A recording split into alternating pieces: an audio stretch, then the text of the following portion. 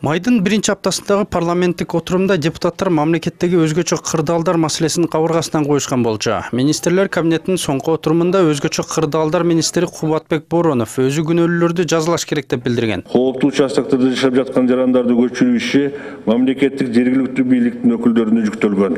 Жогорудагылардын негизинде Кыргыз Республикасынын укуктук жөнүндөгү актыларынын жарандык коргоонун жаатындагы мыйзамынын токтомдордун жана жоолордун талаптарына көрсөтүлгөн ыйгарым укуктуу милдеттерин так аткарбай кайдыгерлик мамиле кылган жетекчилерди мыйзам чегинде тартипке чакыруу керектигин белгилеймин. Бирок өкмөт башчы 6 министр менен Ош областык администрациясынын жетекчилигине сөгүш жана эскертүүлөрдү берип чектелди. Сооронбай Жээнбеков мамлекеттик камсыздандыруу компаниясынын жетекчисин гана иштен кетире алды. Мындай чечимге депутаттар канааттанган жок. Мырза Боронов мен жаңылбасам уже 5 жылдан ашык иштеп атат. Мен ойлойм буга чейин бир өзүнчө бир чоң бир программа болуш керек эле да.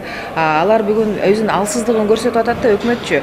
Биз аны элдерди көчүрө албайбыз, анан айтканбыз, анан болбой коюшту деп. Саясий талдоочулардын пикиринде жоопкерчиликке тартуудан тышкары тиешелүү кызматтардын материалдык техникалык базасына көңүл буруш керек. Можно вообще всех уволить. Бардыгын кызматтан айдап салса болот. Бирок бул жерде чоң көйгөй мамлекеттик кызматтардын материалдык, техникалык базасынын начардыгында.